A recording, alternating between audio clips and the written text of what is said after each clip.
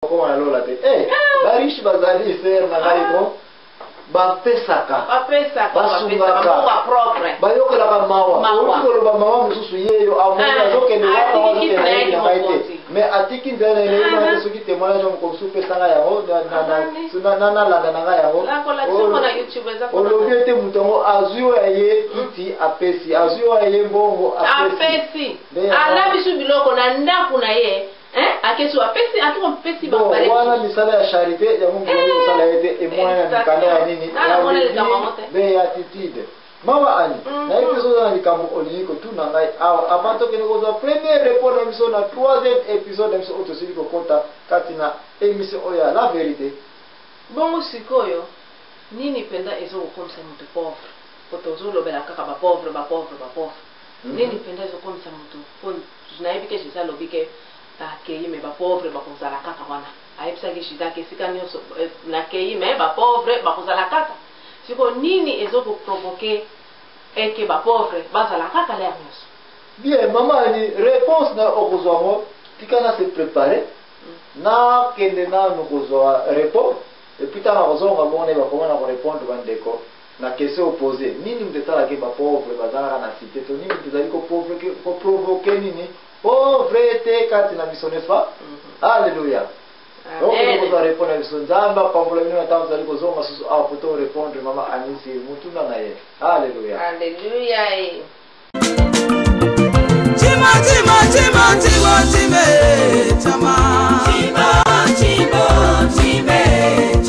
chima badi mane memma onu mekele gidarua asina bugi chime oleben kare notao magibi mama letendu nezani boye madukowa oya woro waya na nyasineli webiano wacha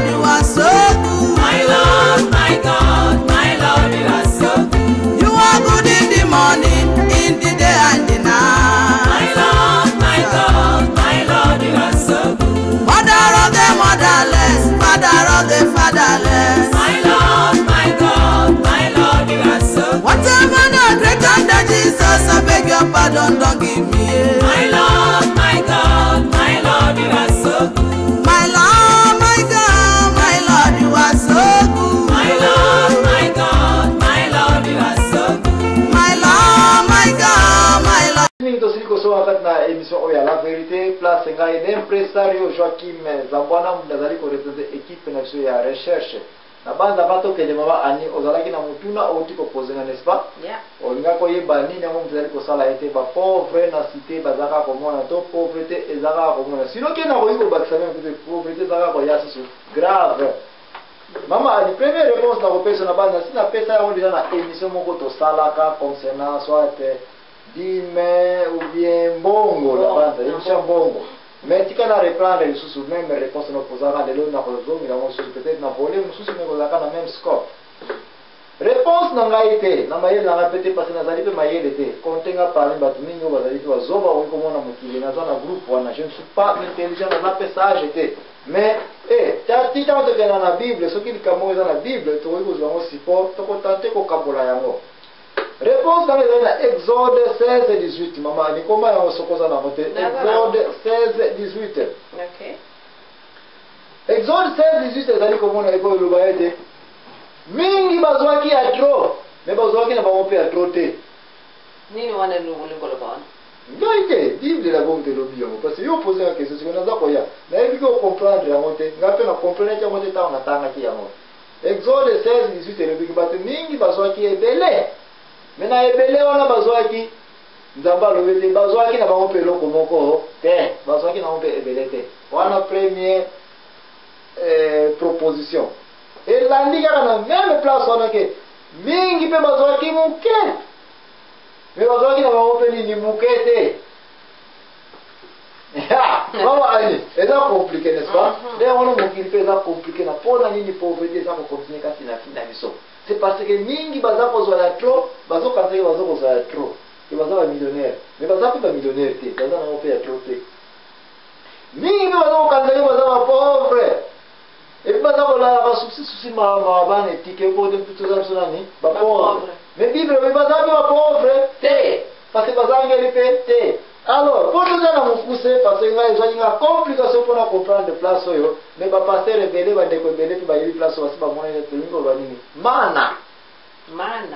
ntango ezali kokita na lo la ser na ngai yebisanga mpe histoire ya mana koma oyebeli yango komisa bongo nayeba mpe koma na kokota na Exode 16-16 ki lwa ya makasi eza awa koprovoke pauvreté na mokili eza 16-16.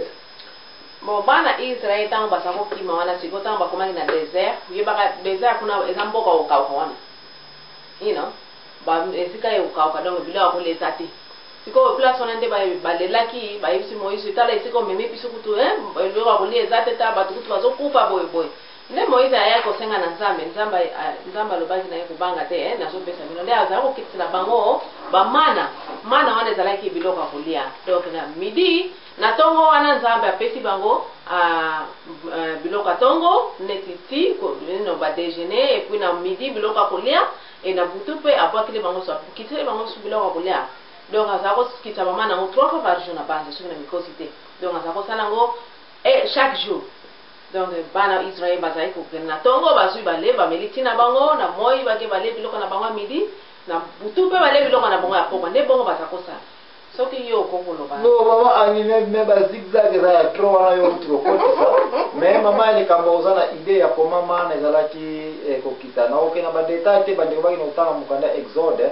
parce que tozali apo toyaka mpe kotangelaka bible te yango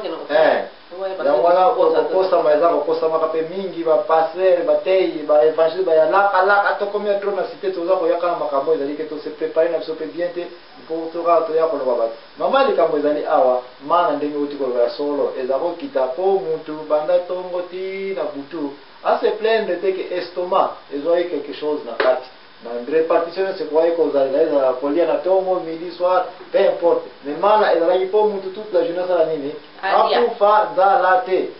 Mais Exode 16-18 qui est formule ya nzala yango oyo banda mama anipona imba pauvre bazali Exode 16-18 te provoka ye bato tokoki kocomprendre pourquoi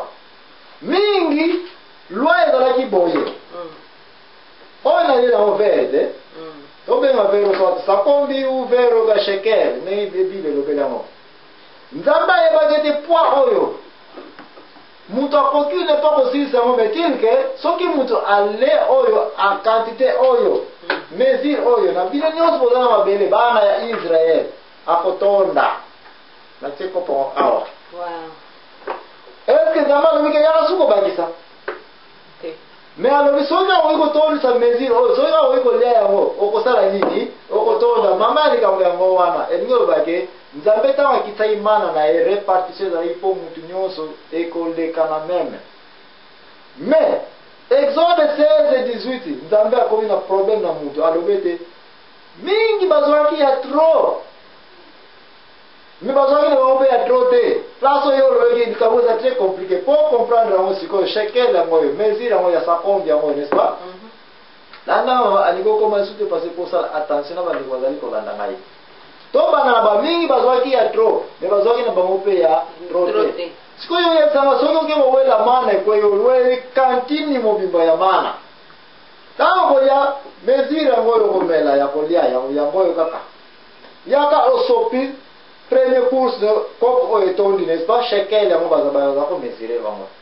et puis au lieu peut-être on aussi liste ni pour ça ni etondi yo ya ça kantini ozio kana ngo wapi okobomba yango formule amana ezalaki lia mpona mokolo moko soki obombi yango ekopola yo olobi yango abomba donc soki obombi donc epoli donc